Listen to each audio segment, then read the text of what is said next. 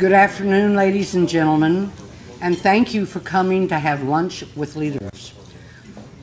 Leaders with Vision is a nonprofit organization, very political in nature, but nonpartisan. We take on the issues of the time, and we also handle candidate forums.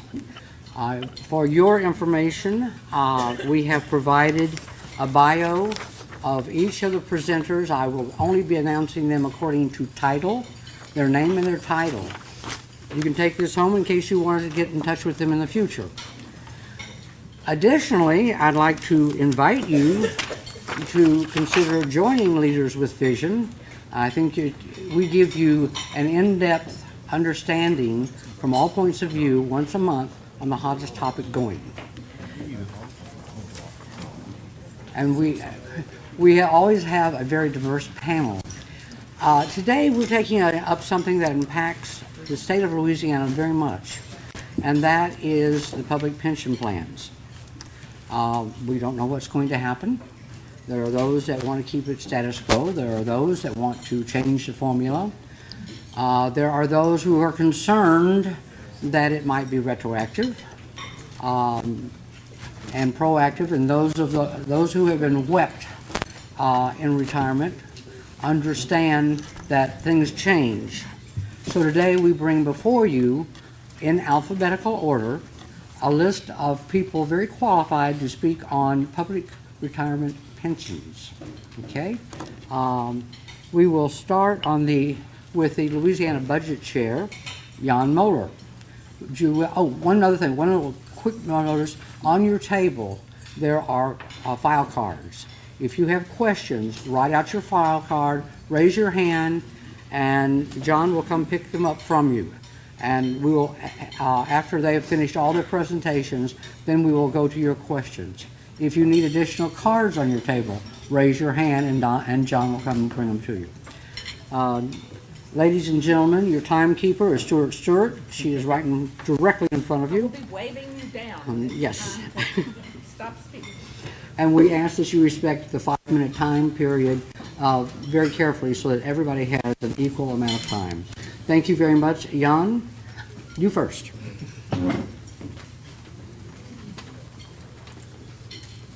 Well, thank you very much. And I'm actually not the chair of Louisiana Budget. I think the chair is having hearings right now on the budget bill. I'm the director of the Louisiana Budget Project, or as the media calls us, the left-leaning Louisiana Budget Project. And it's a pleasure to be standing here, and I'm amazed to see so many people, because it seems like the big pension debate was a couple of years ago when we had a wide-ranging debate initiated by the governor about the future of the state pension plan. And at the time we were very concerned because state employees and teachers were being asked to work longer and pay more towards their retirement, and we thought it was kind of unfair to change the rules for people in the middle of the game. I'm probably not going to use my whole 5 minutes, but I wanted to kind of tee this up a little bit because we have a lot of distinguished experts here who know far more about pensions than I do. But at the Budget Project last year, we wanted to find out just the economic impact of the state pension system around the state. I mean, our concern is how do we grow the economy? What are the economic impacts of pensions? And so we looked at it, and we were kind of surprised by what we found. The 13 state pension systems pay out a collective benefits of about $3 billion every year to 150,000 state retirees. The 4 largest state pension systems pay out about $2.4 billion a year. Now that is about 1.7% of all personal income in the state. And this is money, most industries are concentrated in one corner of the state or another. This is money that's spread out in every single parish in Louisiana. There's not a single town, city, parish of the state that's not impacted by the economic activity generated by state pensions. Louisiana, as we all know, is a state where people tend to stay put. So 90 to 95% of all retirees from state government, from teachers, stay in Louisiana. They don't move to Florida. I grew up in Pittsburgh, and everybody moves to Florida when they turn 65. That doesn't happen here. And just to put this in some more context, The total compensation in the chemical industry in Louisiana is about $2.9 billion a year. The hospital industry, one of the biggest industries in our state, pays out about $4 billion in salaries every year, so a little bit more than what retirees get. Nursing homes, which is another industry that operates in every single parish and affects every economy in the state, have a total payroll of about $1.3 billion, so less than half of what the pension systems pay out. Restaurant and food service workers, everybody has restaurants, about $3 billion in total compensation to their employees. And the other thing that we found is that while this affects every single parish, it has a disproportionate effect in the poorer regions of the state. And in some parishes, just up the road in West Louisiana Parish, for example, almost 3% of economic activity comes from pension dollars. So the experts here to my left and right can talk to you about proposals to change and the system and what we do about the collective debt. But I think as we have this debate going forward, and it's going to keep coming back year after year because there is a lot of debt, we need to be mindful of the fact that this has a huge economic impact around the state. Retirees who've worked hard and played by the rules their whole lives are still consumers, and they're going to be consumers for the rest of their lives. And so any changes that you make to state pensions is really going to have a critical effect on economies in every corner of the state. Thank you.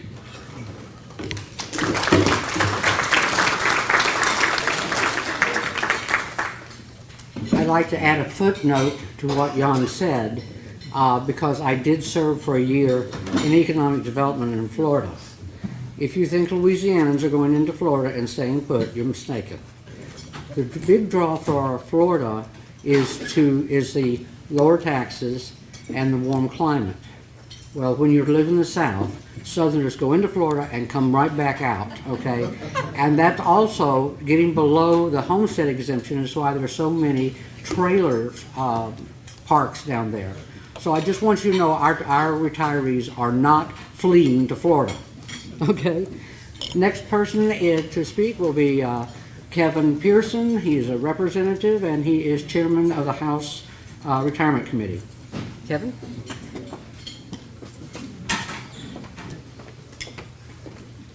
Okay, first I'd like to thank y'all. Did y'all really know when y'all came that this was about retirement and stuff? I mean, I don't know. Wow, that's amazing.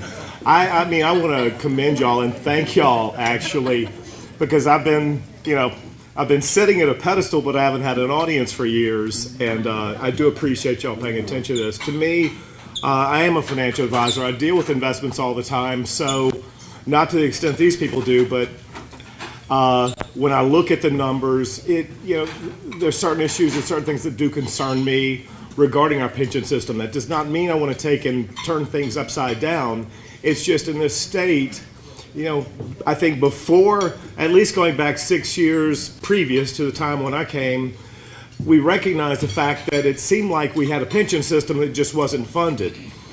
And, both of the two biggest systems we have, which are teachers' retirement and lasers, both of the systems are funded at a, 60% level or less. And that's 60% that is needed to pay benefits that have already been accrued. Doesn't mean if everybody retires today. It means basically the benefits that have been promised up until to date. That is not the fault of any of these system directors. It's the fault of probably going back to Louisiana many years ago. One thing I think in Louisiana that we did do in 1988 was there was a constitutional amendment that said the unfunded liabilities as of that time will be amortized and paid off over 40 years. That's going to come up by 2029. And that was a good thing, except for one thing that aggravates the heck out of me. When they amortized the note, they said we're going to pay only a portion of the interest to begin with. So up until pretty much this year, we haven't ever made a principal payment on that. And I think one was last year, one was this year. So, all those years, these debts are accruing and growing. And we have a pretty sizable debt in the systems. And again, it's not the fault of the management of the systems who do a great job. But the other concerns that I might say that I do have, despite the fact that we will have that We call it the original amortization base. I call it the initial unfunded liability that was amortized at that time. We've created another one since that time. And my big concern is that by a certain point in time, certainly by 2029, when one debt is paid off, we may entirely have another one that could exceed the one that we have now. Hope not. The systems do a good job with returns. And, you know, maybe sometimes I seem like just a mean guy chairing the retirement committee. I've got to say, and I told someone the other day who was talking to me about a cost of living raise, and, you know, which I'll say, I think it happens this session, but I care that you get your benefit through your life. I will fight tooth and nail to make sure that people receive their benefits. The cost of living raises come out of this system. To me, it's the wrong place to take it. When you have a system that is funded at a level of 60% or a little bit less, and you have gains, you really don't have gains that you can take funds out of. You're funded at 60%. So to sit there and say that we have excessive gains is kind of a misnomer, because I don't think we do have excessive gains. So the way that we have this function of the systems called an experience account has troubled me since I've seen it. It's just a fundamentally flawed mechanism, and I don't know that we deal with it, but it's not the place. I came into this session thinking it's like, by golly, if we want to give cost of living raises, please, let's go to appropriations or some other place to find them. It's not the place to come and take excess. Well, again, I still say there are no real excess earnings in any system when you're funded at 60% or less. But we're coming along and saying this system is funded at this level now at 60% and we have excessive gains. Once we're funded at 100%, yes, we can have excessive gains. But I just want to promise everyone, I look at every bill, I try and do everything that is in the best interest of the system. Some of the systems, I mean, the systems we had a discussion today with PERSAC with 17 seconds left, saying that, you know, we're having expectations over the next 30 years of making about 8.9%. That's our target bogey on our investment return. That's high. That's concerning to me. That's something I think that could be considered Never Never Land. But I mean, possibly, I just can't be sold on that yet. So anyway, I thank you for your time, and I think I ran over by 10 seconds, but thank y'all for being here.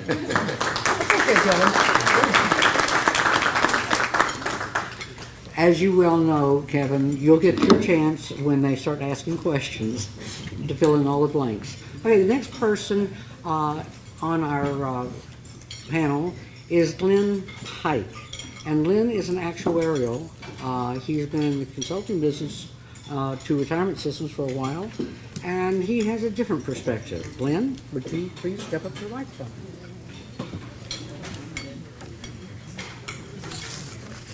Well, after Kevin's presentation, I'm not sure I have a different perspective, because the view is a little bit grim. I think I've been invited here because of a letter I wrote in the March issue of The Advocate. In that letter, I strongly recommended that the 1.5% cost of living increase not be approved. It is simply not affordable. In the handouts that I have is a version of that letter that I sent to The Advocate, and I'm going to cover much of the same of the material right now.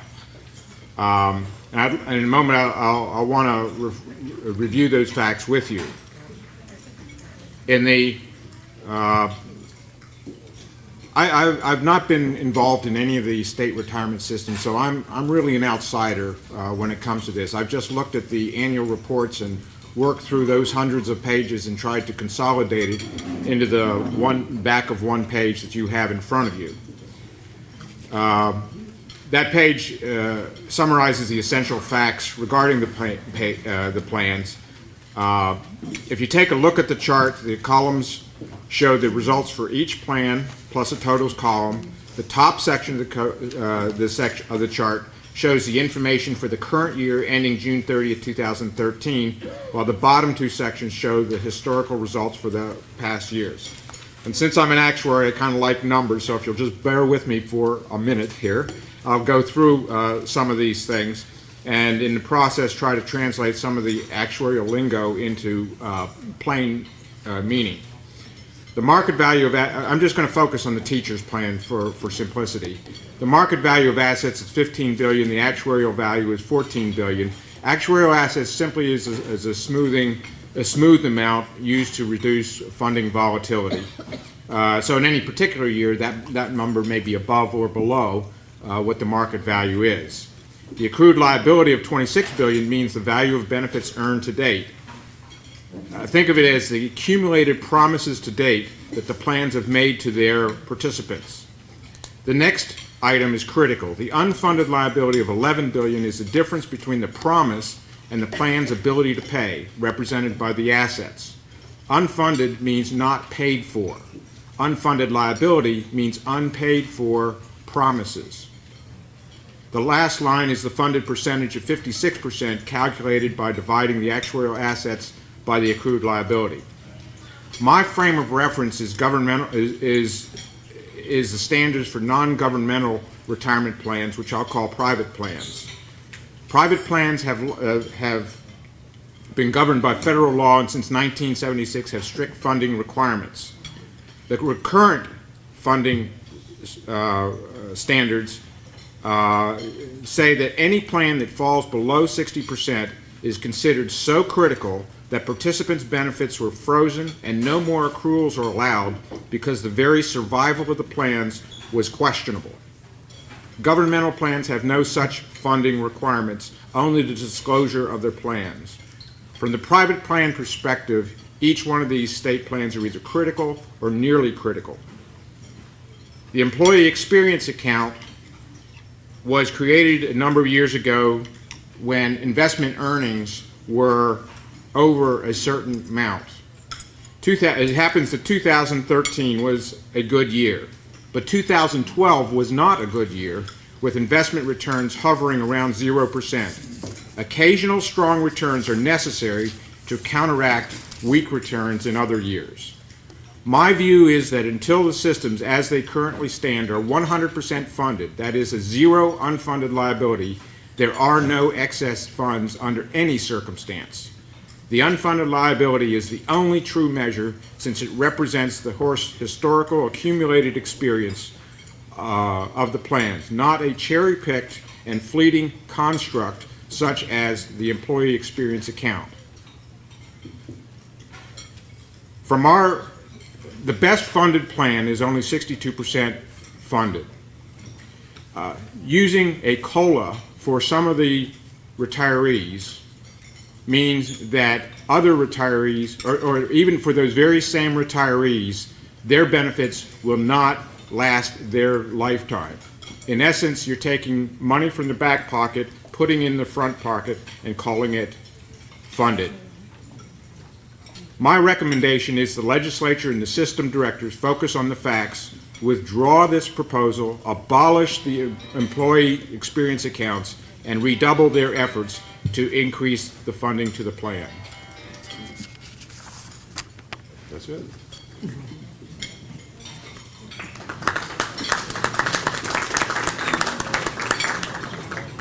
Thank you, Lynn. We appreciate that, your point of view. Next on the panel is Reine, who is president of the Louisiana AFL-CIO. Louis?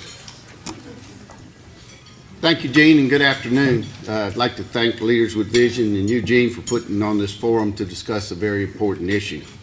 I'd like to just kind of go back and talk about some basics, like what are pensions? In the current discussion we've had over the last couple of years, you would almost believe that we wanted the public to believe that pensions were a gift to public employees. And what they actually are is part of an employment contract. They are what was promised to an employee as compensation, much as wages were. And we wouldn't even think about going back and taking back people's wages.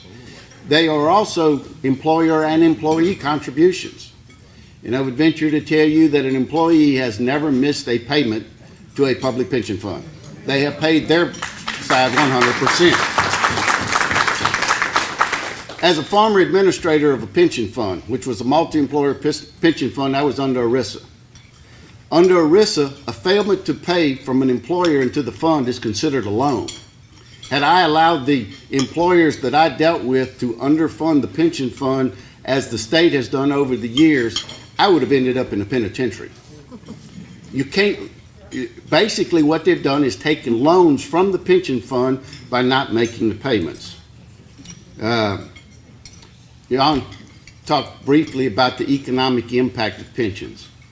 We have a report, it's available for anybody who wants to get it. But I want one thing to highlight to you.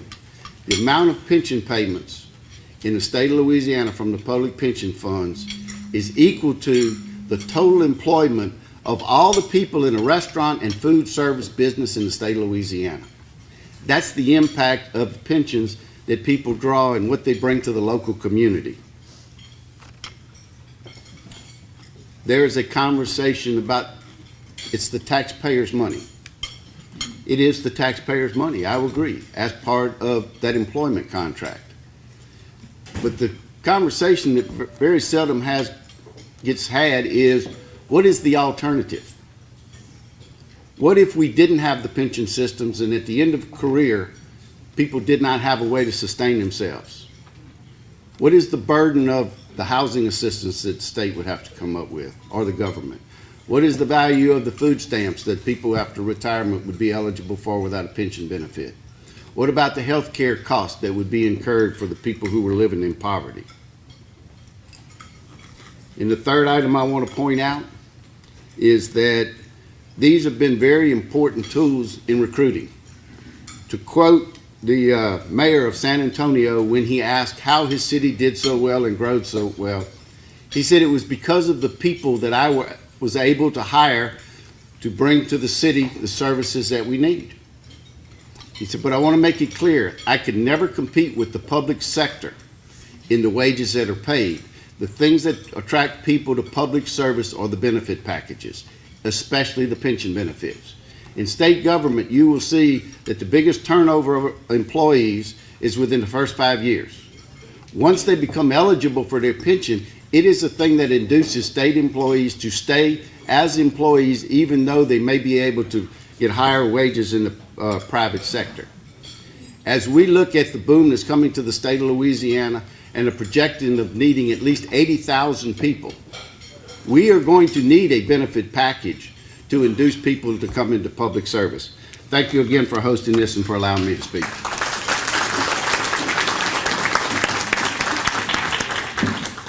Our next speaker is Cindy Rougeou. She is the Executive Director of the Louisiana State Employees Retirement System, LASERS. Welcome, Cindy.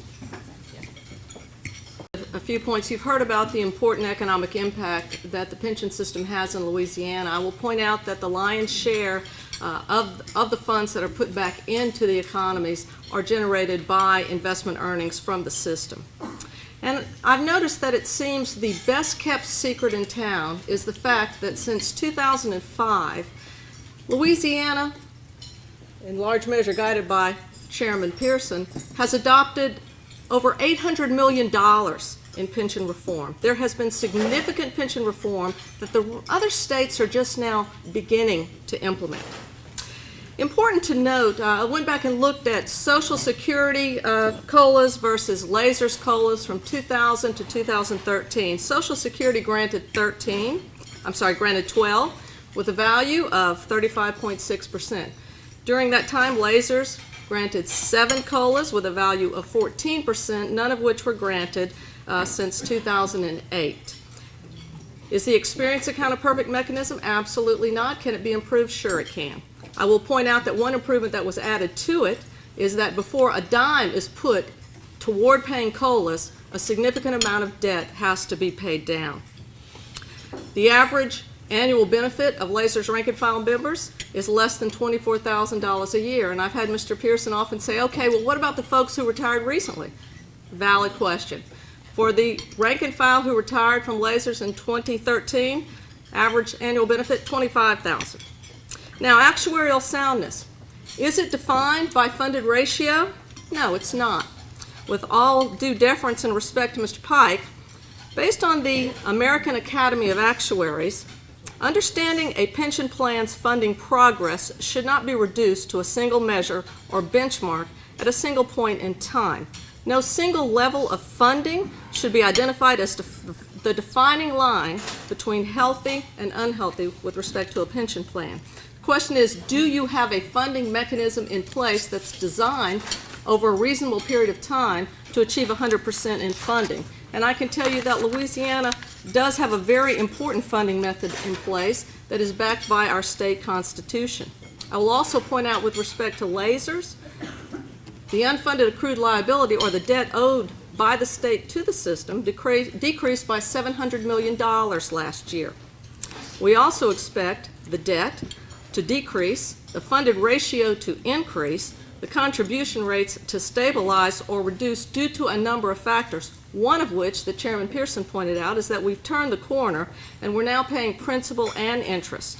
We also are now beginning to realize fully the investment gains that have been earned over the past few years.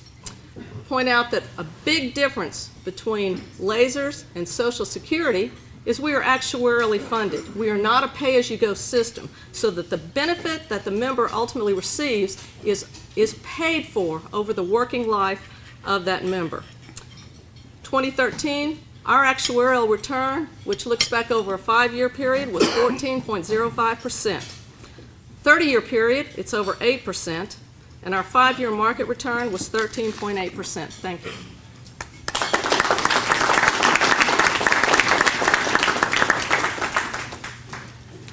Our final presenter, last but not least, is Maureen Westgard, who is with the Teachers Retirement. Come on up, Maureen. I guess there's some joy always being with a W and being the cleanup batter, but those of you who know me know I love baseball, so that's fine.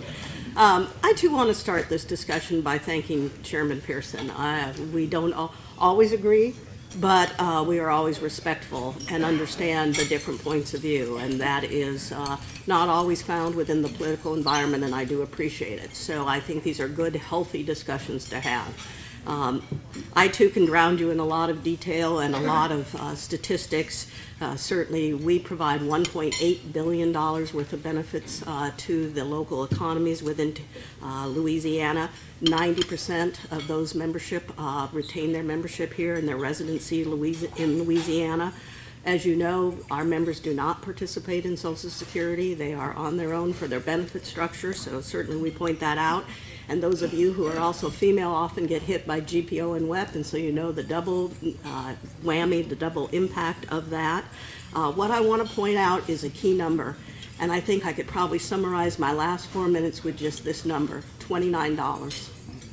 $29 is the amount, the average amount of the increase from the 1.5% COLA on the average retiree's monthly benefit for TRSL, which is only about $24,000. You can forget everything else. That doesn't even buy a 10-gallon of gasoline right now. And that's what it means to every single person here. Okay? So please know, our board, I have 3 board members sitting here, we are not about the status quo. We're about improving the system. We supported Act 497 in 2009. All 3 of those people bled in the water for you. To have that come up, and that continues. We're always willing to work with House and Senate retirement committees, with the governor's office, to make this a more sustainable plan. Absolutely. Would I like to be underfunded? You bet. But not on the backs of the retirees. Thank you very much.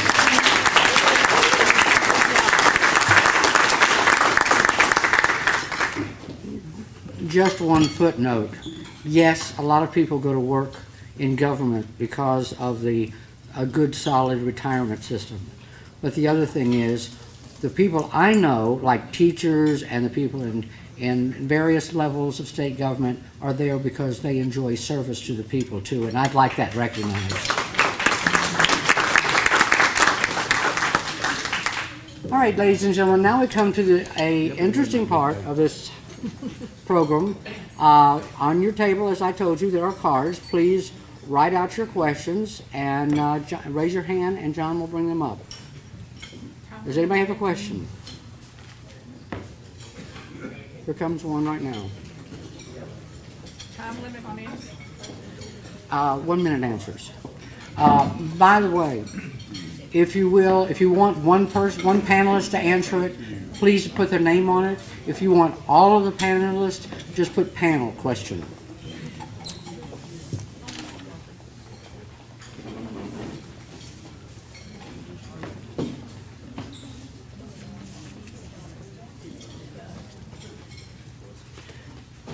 Is the maximum retirement benefit like Social Security? If not, why not?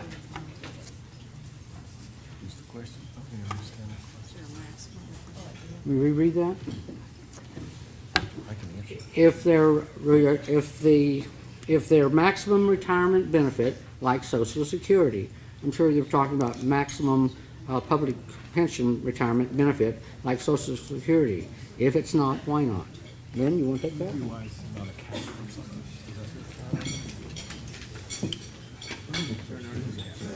The maximum limits on a retirement plan are based on the Internal Revenue Code, Section 415, and it varies every year. There's compensation and benefits limits. I believe for 2014, that limit is $210,000 a year on a life-only basis beginning at age 65. For Social Security, that's based on its own formula and the taxable wage base. The taxable wage base for 2014 is $117,000. If you've always earned the maximum over the 35-year period, then your benefit at age 65 is probably around $2,600 or maybe $2,700 a month. So I don't know if that answers the question, but that's... Anybody else want to comment on that? Okay. Cindy, Maureen, is there a cap? It's the limits that Mr. Come up here.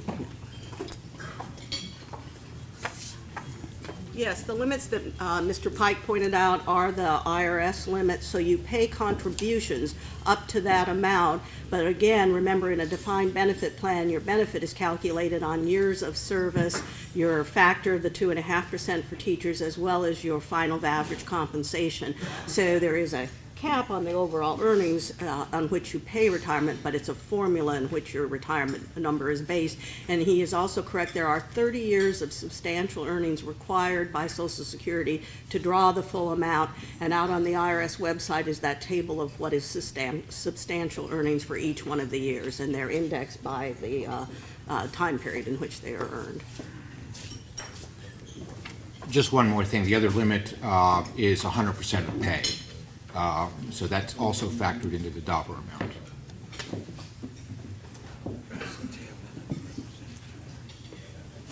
Okay, the next question is it true that most state employees won't receive Social Security? If so, does that mean they have to live on an average benefit of $19,000 per year? Cindy? Louisiana is one of a handful of states where public employees do not pay into or participate in Social Security. So unless you have private sector employment that also will earn you a Social Security benefit, that for our folks, they depend entirely on their lasers benefit. And I will point out, should they earn a Social Security benefit by working in the private sector, because they earn a lasers pension, their Social Security benefit will be offset substantially.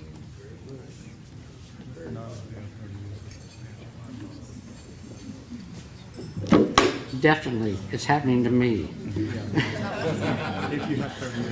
Okay.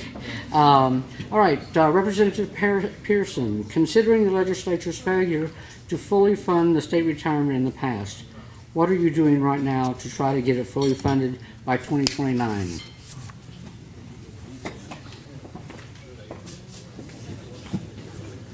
Reform. No, I wasn't here during most of those years. I mean, look, I've been doing this 6 years, folks. I think since I came here, and Maureen and Cindy certainly would say, I've been more about making the state accountable. I do think in the last number of years, certainly the 6 years that I've been there, the state's really never shirked its responsibility or the school systems in paying what is required. It's been painful. I mean, I got to tell you, it's been painful regarding the budget, and it will continue to be painful. But, you know, we go back years ago looking at things where, again, if you buy a mortgage, if you buy a home, and if you take a mortgage out, and if the bank tells you you only have to pay 50% of the interest for the first 10 years, you know, your principal balance is going to be growing every year. And we had that big Goliath that came upon us, and there has been legislation that we've addressed that has helped. But it is like a freight train trying to slow down, and I don't mean that in any negative way. It's like a freight train just trying to slow this thing down. It can't happen immediately, and anything we do, we're not going to be able to fix overnight. We don't have the $18 billion anywhere to take care of it. So I think the legislature has been pretty good in dealing with that, at least in my tenure here. So, thank you. If I can add to that, in the back of in the back of chart that I have, the last two has to do with the funding history. The next to the last section shows the state's contribution with respect to the minimum amount that should have been contributed. The results there are for many years less than 100%, so the track record is not good in that respect. If you look at the accumulation of that, that's in the last section in there. It talks about the unfunded liability with regard to payroll. That's really a wake-up call, because the unfunded liability as a percent of payroll has been almost doubled in the last year. This is not a good path to be on. The state needs to be, somebody needs to be contributing a lot more to the plans in order to make them sustainable. I would like to point out that while the state put a payment plan in place in the late 80s, early 90s, the first time they hit a budget problem, what did they do but back-ended that payment stream? So not only were they not making payments to cover even just the interest, but no principal. Our system is the one that this year, for the very first time, received sufficient payment to cover all of the interest and a small bit of principal. So again, there were payments made. The state has made those payments. However, has it been sufficient, and was it done because of prior budget problems? And again, Representative Pearson is certainly correct in stating he didn't cause this. None of us did. We all inherited it. You know, we sit here and we're doing it again today. And so I'm going to be on record with this. All we do is beat up the past. It happened. We are where we are. What we need to be talking about are different ways to try to fix it, to move forward. Our board supported 497. We would like to see a payment made under that set of rules. But let's talk about, I don't care about actuarial charts that pull it out 10 different ways. You know, I can cherry pick those numbers too and play that game. It is counterproductive. Let's work together to try to solve this, not tear the numbers apart, because they are what they are.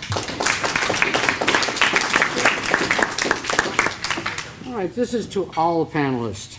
In your estimation, does this $25,000 average retirement include the medical involvement? I'm sure that means the state's share of the medical insurance. Are these benefits average I'm sorry, I really can't read this. See if you can read that one. Does $25,000 include medical, Implements. or are these benefits by age of retirement 65, or is it less? Okay. Did you get that? If not, let me read it. Does your $25,000 average retirement include medical, the medical portion of your package? Are these benefits $25,000 age of retirement, or is it at 65, or is it less? Got that? Cindy? Give that a shot. the annual benefit that a retiree receives, they must also pay out of pocket a certain portion for their health insurance, and their agency also pays for a portion of their health insurance. I'm not sure I understood the rest of the Well, question. they want to know, is this at 65? Oh, I left the card right there. Oh, I don't know what 65 has to do with it, frankly. Is its number of years in service? Oh, too. well, as Maureen pointed out, you retire from a defined benefit plan based upon a formula, which is age, you've got your years of service, final average compensation, you look at your accrual rate. There are a variety of factors that come into play. And I will point out that one of a couple really of the reforms that were made starting in 2005 was that our retirees have to work longer. Their final average comp is no longer 36 months, it's 60 months. So a lot of these changes, plus they're paying more toward their benefit than they paid in the past. So these things that are just now starting in other states, Louisiana began adopting for lasers back in 2005. Kevin? I think Cindy's right. One thing I want to add to that, the state, I mean, just to understand, the state, I do believe, contributes in most cases 75% towards the health insurance benefit. I don't know if that's always in every case. And we're talking about for the employee, but the state does, I mean, it does cost. I mean, so it's not like the state's shirking all, I mean, it's easy to beat up on a state as a bad guy, and every time they want to beat up on the state, it's me, but when they want to praise, it's never. One other thing, though, that does disturb me, and this is not the fault of anyone here, but we're talking about another huge unfunded liability within the insurance premium over the next years. That's not even discussed ever. And they talk about it being moving into my committee, and I'm like, never. But I mean, we've got enough. But thank you. Don't go away. This one's directed to you. As a state worker, how can a budget be balanced if Baton Rouge, meaning the state, feels income should double for out-of-state appointees with no interest in the state? How do you handle the retirement? How do you turn their retirement off? I guess people are tired. Well, when the governor asked me, Kevin, can I hire this guy and pay him twice? And my reply was, well, no, I'm serious. Some of these things we just don't get consulted on. Some of the things we don't have control on. There's some things that have insulted me and frustrated me in cases when, they're the basic laws of employee return to work. Where state employees, it's 50% reduction.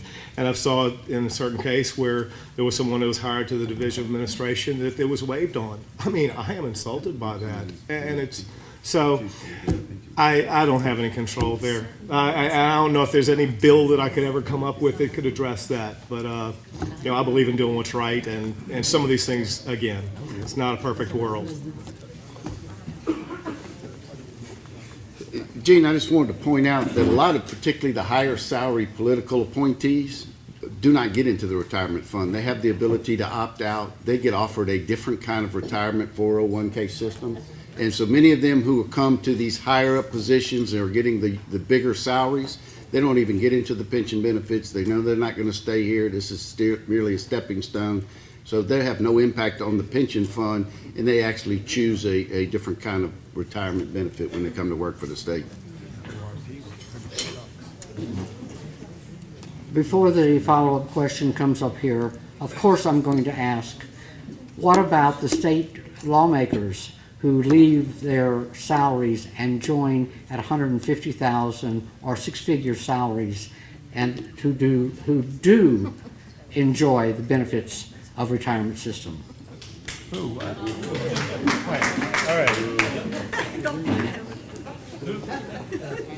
How many of y'all believe I'm in the state's pension system? No.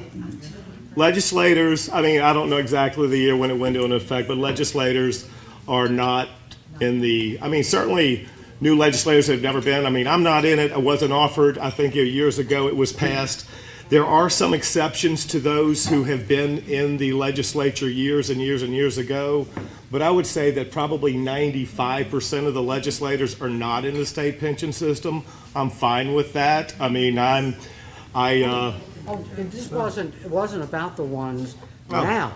This is about the ones that got hired. Oh, yeah. And are being paid six-figure salaries, which is drawing against that retirement fund. It's one of those other things that I don't like to see. It's frustrating to me. There are, I have discussed things with my staff, my legislative staff, about addressing things like that. We do have issues such as spiking, some provisions regarding spiking.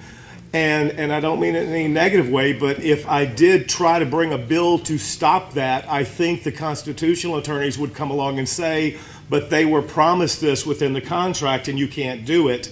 And I don't mean it negatively. Cindy and Maureen might say, yeah, that's the way it is. So there are certain things that it's just like you would like to do, but you can't because you know that it's not going to work and it's going to be overturned. So it's frustrating to me. I think it's, it's insulting when I see it happen. It's frustrating, but I can't fix that. I understand. All right. Why not eliminate all of the massive employee, different retirement systems into one system? And this is to the entire panel. This is a question that came up. Okay, let's start on that end of the table.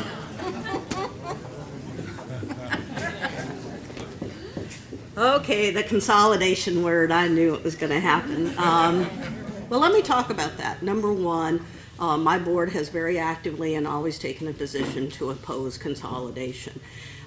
There are pros and cons to each side of that argument. I understand them, and for many of you who know me know that I came from a very highly consolidated system in Washington State before I came here. But let me talk about what the history in Louisiana is here. A lot of these retirement systems are part of associations such as the sheriffs and the firefighters and they have a long-standing tradition. They represent their members and the demographics of those members. And we like to put a broad sweep with this, that they're all the same, but in fact, my system is very, very different than Cindy's system. 80% of the members are women in my system. They typically work in their area for a very long time. They stay within the system, and guys, we live longer.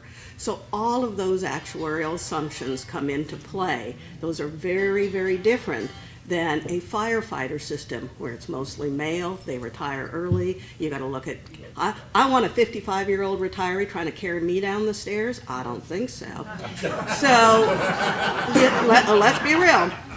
So each one, I think the benefit to Louisiana is that each one of these systems is structured in a way to best meet the benefits of its system and its membership. Can I have one positive too? Oh, sure. Yeah. I've never shot the mic. I just want to mention one positive. I was in Atlanta at a conference and I was talking to several other legislators and people, and it was a pension forum, something, I don't even remember who it was. But in Florida, it's like they have 300 systems or something like that. It's absurd. And I would like to say that one thing in Louisiana that maybe we do have kind of right is the fact that we do have 13 systems instead of 300, and thank God for that. Cindy?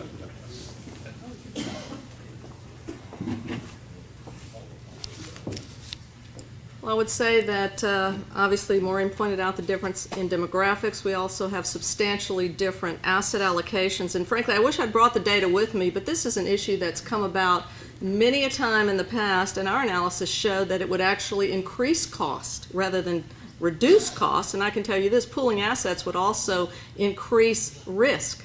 And so it is not, we have not deemed it to be appropriate and have opposed that.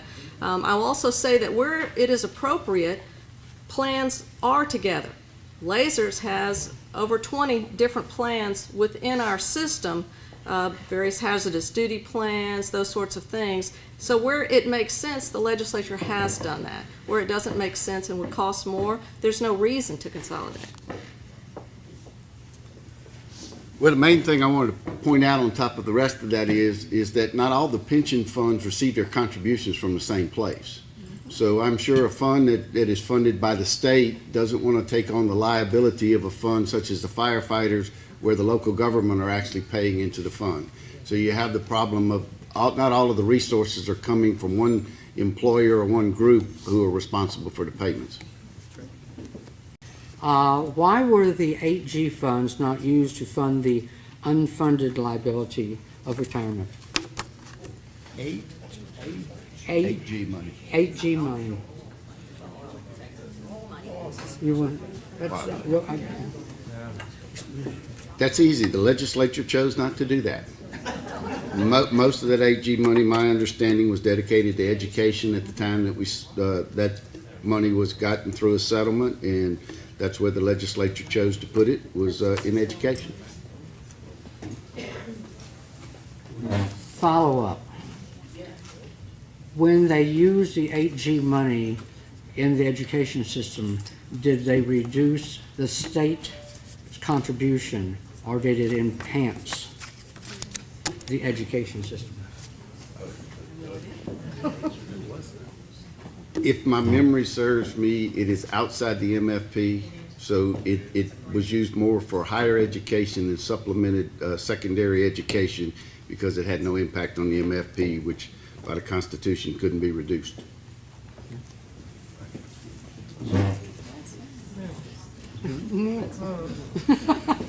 Okay, to the entire panel, do you foresee a decline in the role of defined benefit plans in the provisions for state employees' retirement in the future? Is such a decline desirable?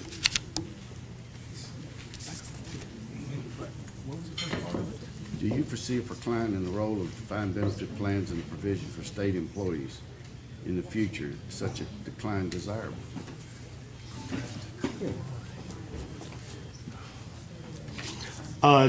Do you foresee a decline in the role of defined benefit plans and provisions for state employees? I'll say this, and I mean, I've said it at meetings in the last month. You know, I look at it, it's like if you did see a decline in this, you're going to have to start going into Social Security. You can't, I don't think we can just provide typically a defined contribution benefit period exclusive of Social Security. That disturbs me and concerns me. I've always said, I think, that I do believe, now the state has not been great at doing it, but I do believe that the state can provide a better benefit for an employee than the federal government can through Social Security. So if it ever has gotten to the point of migrating to Social Security, I've always been very, very resistant of that. I don't know what's going to happen in the future with Social Security. I think there will be adjustments somehow. I don't know exactly what's going to happen, but I'm not really a big fan of going towards not really a big fan towards throwing out the entire DB plan and going towards Social Security at all. I hope not.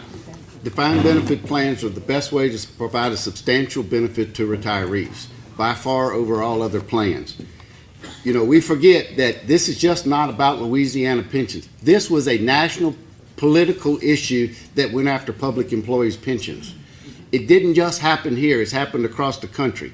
They chose the time in which there was a down market to propose that they were problematic to the state and to the taxpayers, when actually they're an advantage to the employers and to the state. We've seen the economic developments. We've seen returns increase. We've seen that the legislature's plan to fund is now putting more substantial benefit into the pension plans. So I hope that we understand that those defined benefit plans are the best way to provide a substantial retirement benefit to the people who work for a lifelong time to get them. Teachers has an interesting scenario right now, and I will point it out. Do I have any people from higher ed here today? Good. Well, you know the issue. The cost of the defined benefit plan has continued to decrease. It is extremely cost effective and a way to give a benefit that quite honestly is better than Social Security. But for those people in higher ed who are in our optional retirement plan, that has driven the employer match down for next year for us potentially to only 3.66%. That's a very, very low match for any ORP, which is basically a 401k program. On the average, I think across the country, it's about 6%. So the group, the employer group, is actually looking at increasing that, and for the very first time, our defined contribution plan, which is a good plan and makes sense for people, don't get me wrong. If they're going to want portability, they want the ORP plan, absolutely. But it's going to cost that employer more money than the defined benefit plan will if that rate goes up.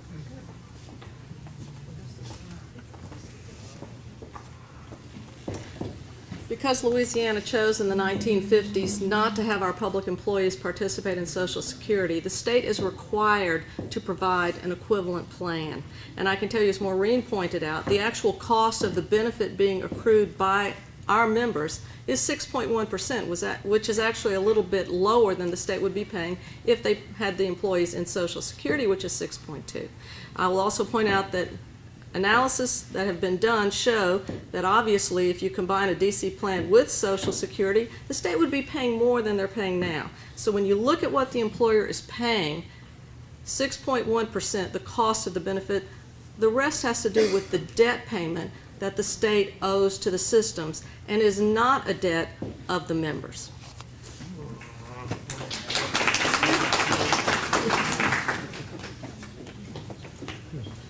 Yeah, I do agree with the ladies on that mostly. There is one thing that, I mean, there is one thing that if the defined benefit plan, and I mean, I am supportive of the defined benefit plan, but I just want to put a little bit of a qualifier out there. If the defined benefit plan and funding of the defined benefit plan only required the normal cost, we wouldn't have accumulated perhaps a new unfunded liability. I'm not talking about the original account balance liability, I'm talking about a new one. Each year we are creating an unfunded liability. There is within lasers, and teachers is a little bit less, but within lasers, the expectation of earning 8.9%. That's what everybody is basically banking on. And do we get that? Does anybody feel over the next 30 years you could count on that? I hope. I really do hope so, but you've got to remember also, out of that, we've got to take something out for the experience account. So again, I'm very much in favor of the defined benefits. It's just there are issues that concern me and should concern all of us, I think. Go ahead. You may have gathered from my original presentation that I was against defined benefit plans. That is not true. Everything that everybody has said up here in response to this question is accurate. Defined benefit plans are the most efficient way to provide for retirement income. If you focus solely on a defined contribution plan, which the burden of investment income and benefits for a lifetime are on the individual, it's going to cost twice as much as what it does in a defined benefit plan. That's something for any individual to consider. A defined benefit plan is the best way to do it. The question that we have here is you've got to pay for it. And although the cost of benefits, the normal cost that is accrued each year, is relatively modest at 6% for some of the plans, it's that unfunded liability that's completely gotten out of control. And that's going to sneak up on everybody 10, 15, 20 years out when there's nothing left to pay.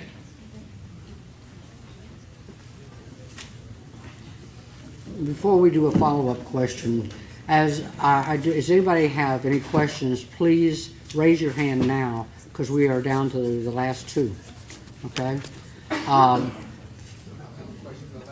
No, write it out and then, okay? The question is, the follow-up question is, in other pension programs in government, if you go to work from state to the parish, you can bring your credits with you. Has this ever been explored with Social Security, because whipping has hurt a whole lot of people?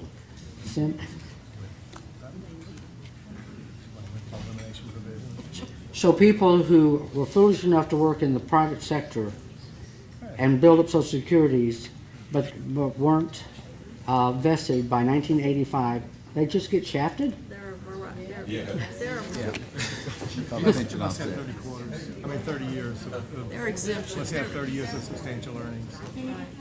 And if it's, Can't hear you, Kevin, come on.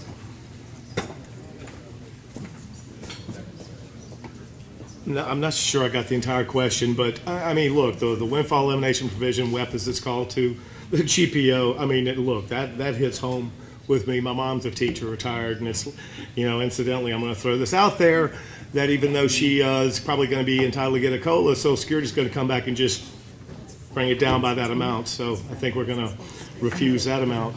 But if you have 30 years of substantial earnings, you're not affected by the windfall elimination provision, as I believe it.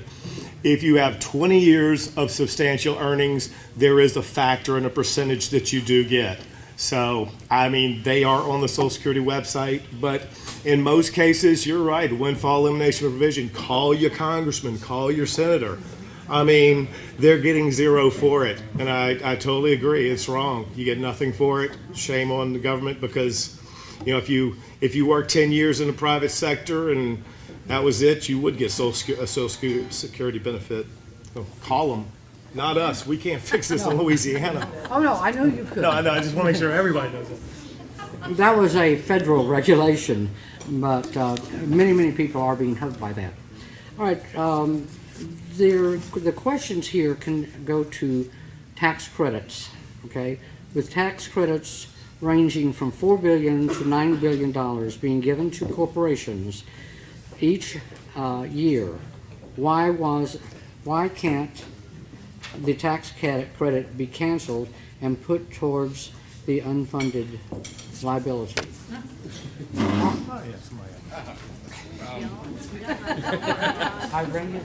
Great question. Right before I came over here, I was watching the House Appropriations Committee on my computer, and Stephen Moller was testifying this morning, and he mentioned that since 2008, the value of tax exemptions has gone up by $1.8 billion. And he was arguing that that's not his fault. Most of it's outside of his department, but there's no question that the one area of state government that has grown dramatically in recent years is the amount of money we give away through the tax code that never gets the same accounting as the money we spend through the appropriations process. I understand the politics and how difficult it is to raise revenue, but we're never going to get the retirement debt under control and solve all the other debt problems in this government unless we have a hard look at revenues. And the way to do that is to look at the tax code and look at the money we give away each year. And that's how we're going to meet obligations to retirees in these systems.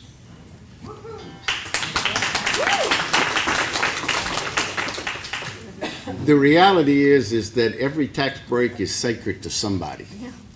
And we also have a statute in the state of Louisiana that requires a 2/3 vote of the legislature to repeal a tax incentive. So you'd have to get 2/3 of the vote, and no matter who you're going after, that becomes problematic. What I suggest we really need to do is to look at the tax breaks that we have on the books, find out, are they an advantage to the state?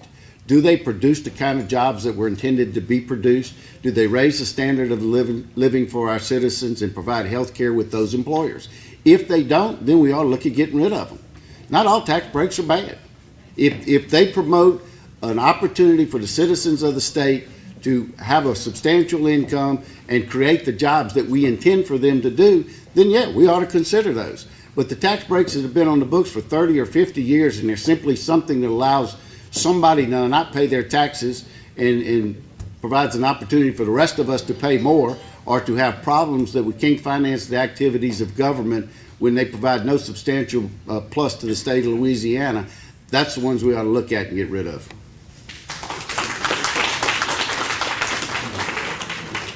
Kevin, would you support separating the duties that are currently held by the Department of Economic Development? They are the people who grant, under the Commerce and Industry Board, the incentives. Would you be willing to put in a bill to to have the regulation of that move to revenue so they can do the bean counting and make sure those jobs are showing up for the dollars they're getting?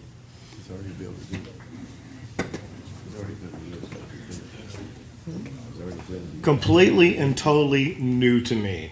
Caught me by surprise. Have no clue. Don't bring any bill without actually looking at it and trying to understand a little bit better. If I can go back a little bit on the tax credits, one of the tax credits that, our legislative auditor sits there and says it's like, the movie, everybody likes movies. Louisiana, hey, movie Hollywood South. Those movie credits, if you have someone who works in there, but when we look for every dollar, I think we get back 20 cents. So all of us are supplementing that. It bothers me. It really does. Now, if you have someone in New Orleans or somebody in Baton Rouge who's involved in the film industry, you support it fully. But here's one thing. In about another year, you're going to have somebody running strongly for governor. Ask them those questions at the forums. Will do. Maybe the next governor's candidates will show up.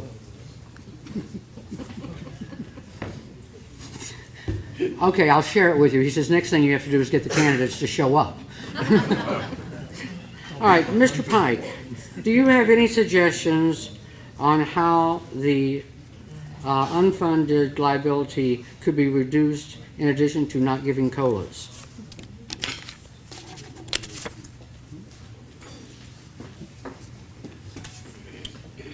Well, that's a tough one, and it's probably a political one, and I'm not sure that I'm a good person to answer that, but, there's probably a lot of things. Everybody talks about,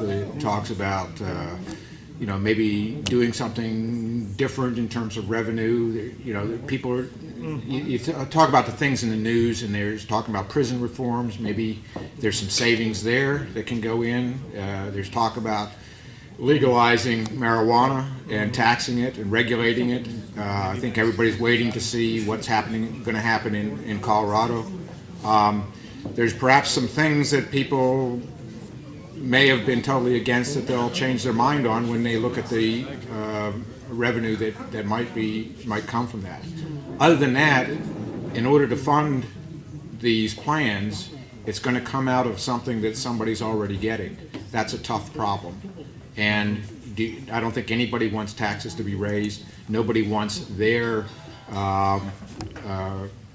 tax break or whatever to be changed. So it's a big problem. I don't know really what the answer is. I think it's a political one. Anybody else? Yeah. I think it's important to keep in mind that the unfunded accrued liability of the pension system is not on an ever-increasing incline. It's actually on a decline, ultimately, but it's on a payment schedule that's been statutorily created, much like your mortgage payment. And I will also say this with respect to the tax credits and whatever else. Funding the pension system simply has to be a priority.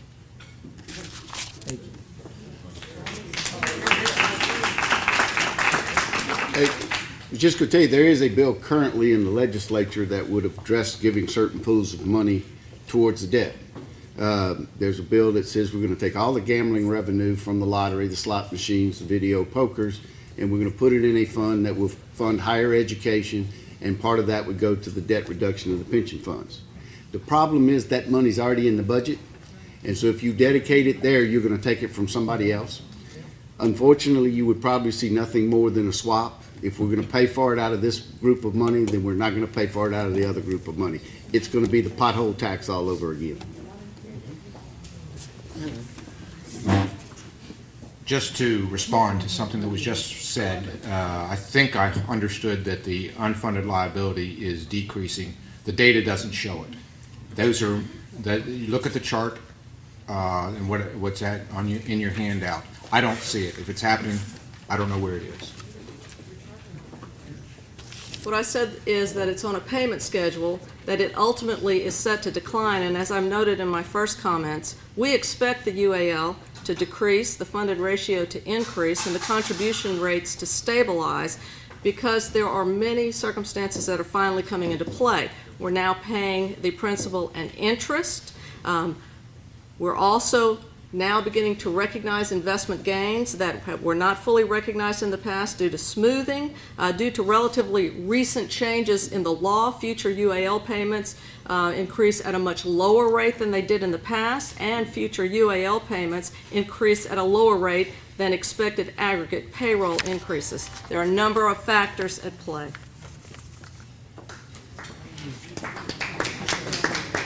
Okay. The question is, can we claim that the budget that Jindal so proudly says is balanced is not? Could this be adjusted under the current Constitution? Let me read it again. Can we, whoever wrote this, stand up and say it. Please stand up. I'm having a hard time reading some of these handwritings. Can it be adjudicated? Can you say that the budget is balanced? You've got this out of balance, continuous liability. And can that be adjudicated under the Constitution as to whether or not it's really balanced or not? I'm just a retirement committee chair, so that's above me a little bit. I think the Constitution says we have to balance a budget. Look, there are a lot of us who have been in the legislature who've been fussing, arguing, talking about rating this pot of money, that pot of money, using one-time money for recurring expenses. But you know, back home, nobody gripes when you take the money, one-time money for the recurring expenses. What they gripe about is when you actually cut their program and disabled kids get a little bit less money. And I mean, I understand that. So it is a challenging, I mean, we've still come through a difficult recession. Yeah, the tax credits, I mean, I sit there and talk to my colleagues sometimes and say, are you kidding me? But you know, I think the Constitution does require us to have a balanced budget until someone comes along and challenges it and says, hey, it's not a balanced budget. It is balanced as far as, you know, we're concerned.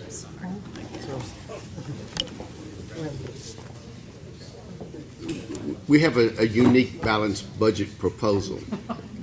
The legislature is allowed to appropriate the amount of money that another group of people say is available. It's the Revenue Estimating Council. Wherever they pick their number, that's what the budget has to match. As long as the payments on the debt are within the budget, it is considered a balanced budget. As long as the payments to the bonds, the UAL, whatever it is, the required payment for that year is included in the budget and it matches the number that the revenue estimating, then the budget is considered balanced under the Constitution.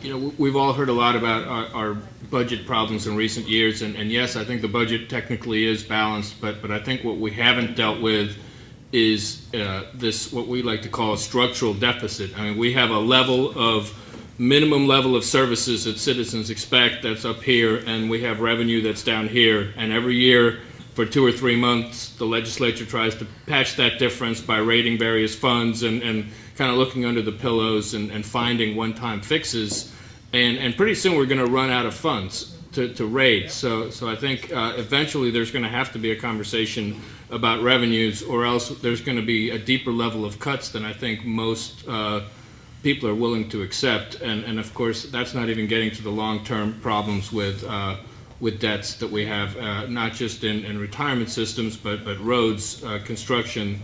There's a whole lot of needs that just have been pushed to the back burner for years now. Anybody else? Okay.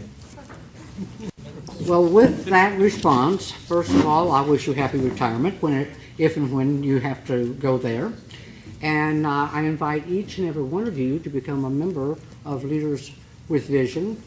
As you can see, we take on all topics, and controversial or not.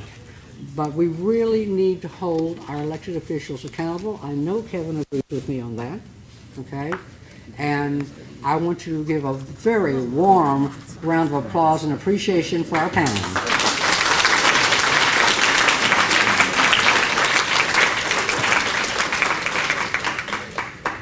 Thank you very much, and we will return in April on the third Thursday. I don't know what the topic will be because it's whatever's going to be hot then. See y'all next month.